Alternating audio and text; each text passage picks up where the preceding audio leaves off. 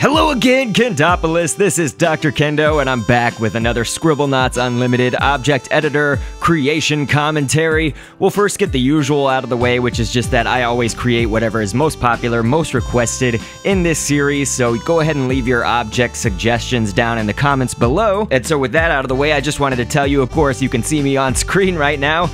We're just gonna make this episode something fun and kind of, I guess, different, just a change, to have a fun new episode. And it's a bit random, so I'll try to explain it here right now. I will create the Lego Batgirl creation. It was basically so highly requested after you guys saw last week's episode of the Lego Batman movie and Robin. And so I'm also going to make some Pokémon stuff. You'll see that afterwards. But the reason that I'm here, I guess, on screen and everything is just that it's just going to be a fun new format for this episode. I'm going to dive a little bit behind the scenes to show you just a few snippets of like how and what I do to create these episodes in general. And so maybe just like a fun little vlog format as well. Just something, again, to break up the monotony. And I hope that you guys enjoy it. So with that, let's get to it!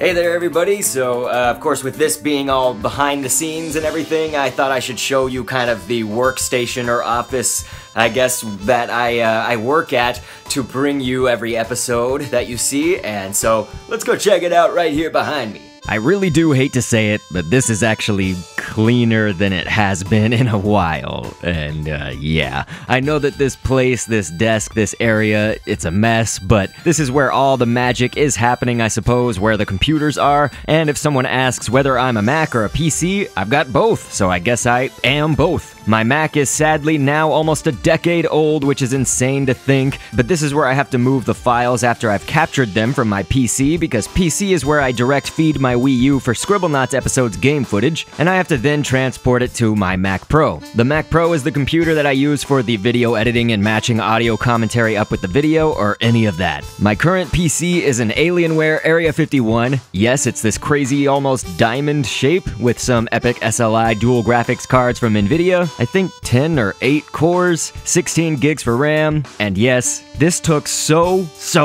long to save up for. The desk space, as you see clearly here, has so much clutter because when I get the few hours of a day that I can actually get to work on something related to the YouTube or Twitch channels, I do everything else that I can with that work too, to save time. So this is like eating, flossing my teeth. I have one of those little floss picks there. I've got headache medicine, a myriad of pens, hand sanitizer. It's insane. It's like a survival area around there. And we end off all of this with a good look at my Wii U with the Dr. Kendo sticker that you too can get from Zazzle.com/DRKENDO, link in the description now. But okay, enough with all that, and let me now take us to our first creation of this episode, which was highly requested after the previous episode, and that is Lego Batgirl from the Lego Batman movie. Enjoy. So for the creation of the Lego Batman movie's Batgirl here, we've got a hero as the source object. It's okay if the hero is male. It doesn't mean that your character's gonna be male. We put down Irish moss for the jagged parts of the cape at the bottom. The letter I is gonna be for the belt right there. Fez is kind of over the torso for the main shape of that.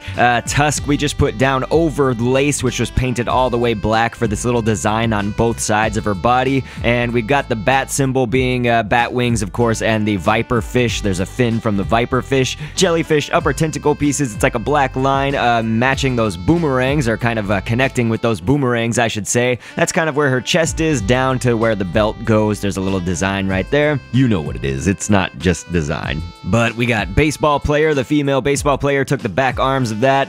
The legs actually are interesting because last time I said it was the 19th page of the 29-page library, which you can get in Scribblenauts Unlimited. I didn't have the exact name for you in Scribblenauts Unmasked. If you just type in chick, you know, and grab the human. So it's like a dude, but the female version is chick. So just grab the chick's back arm, and that was for that, and minus sign for the feet. And we got the head right here as a source object to make her head now. And there's basically a whole bunch of things. So we've got a capsule for where her skin is showing, where the mask is and stuff down there, kind of by her chin and stuff. Skull cap is going to be for the main upper part, I guess, of the bat mask that she's wearing. And we got walrus. The bat back flippers of the walrus. We have a fish fin for the horns. It's the top fin of a dragonet. That's for the bat horns. We got dot and P for the pupil, as well as the shine in the eye right there. The actual eye holes for the skin are a grenadier, the fish. Black mamba for the lips. That's the back tail of the black mamba. Cuttlefish. You grab that kind of long end tentacle arm piece that's up at the top of the cuttlefish. Cloud is going to be for her hair back behind. All of this stuff. The letter I is going to be for the Lego neck. And we also actually, to get some eyelashes there in the eyes, kind of on the end of her eyes, that was also the cuttlefish pieces, but then a beta. If you type in B-E-T-T-A, you can grab the beta's kind of main fin, or I guess it would be fin that's on the side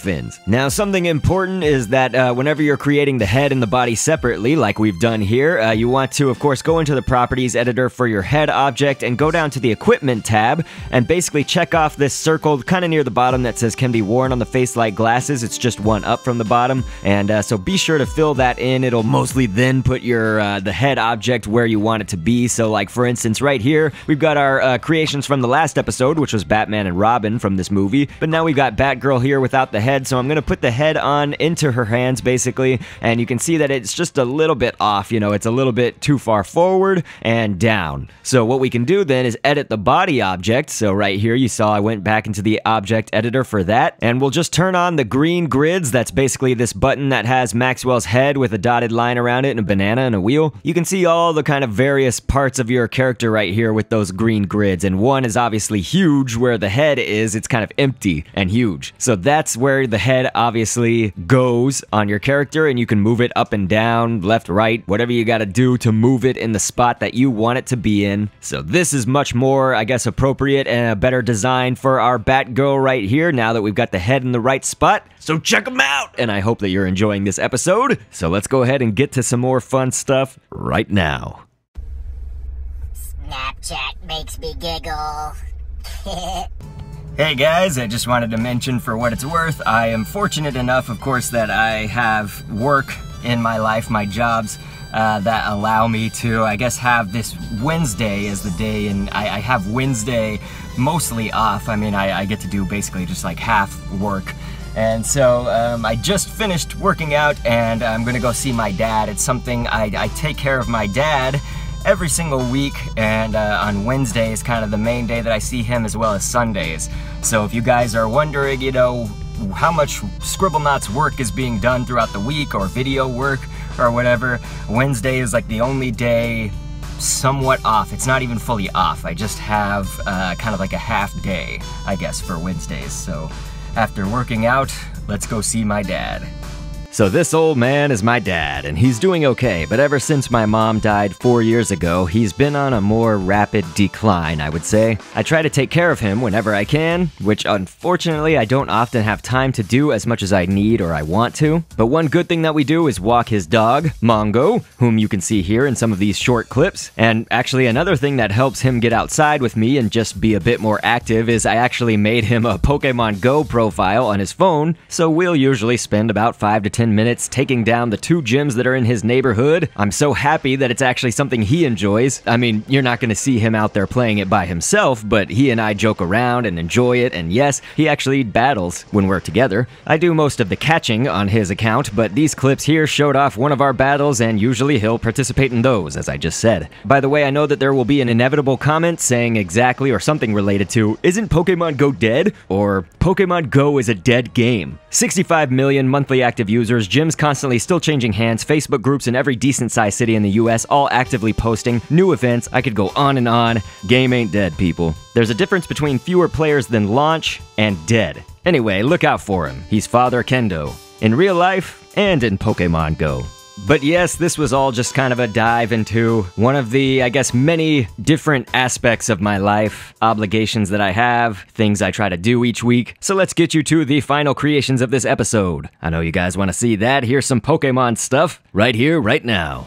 So we're gonna go ahead and start off with a source object of a wombat because we're gonna be creating Venusaur. I know that those two kind of animals or beings do not seem likely to be related to each other or anything like that. That's very common with Scribblenauts Unlimited. You know me and how I create source objects. You know, that doesn't mean exactly that that's what your creation is going to be. And so we're gonna have a Dimetrodon. We're mainly using the wombat as the source for the body. You know, that main kind of fat and round body. A Megalania is a stamp I actually haven't used before, but we're taking the back thigh piece of the Megalania, so in essence, like kind of the upper leg just above the foot of the Megalania and back. Stegosaurus, the front feet, so take the stamp that's in the front, but the feet. Rafflesia, that's another one that we haven't used before. It's this big flower-like stamp right here. Got a big stem on it too. Caudipteryx, that's this bird. We're gonna take the tail piece of the Caudipteryx for the tail feather right there. That'll be for like the leaves going every which way. And we can already move on to the head. We couldn't create basically everything that we wanted just doing the body by itself. So if you create the head and the body separately, then it'll work well. We put down the wombat body once again actually over the head, so that's going to be the main kind of outline and the design of the head,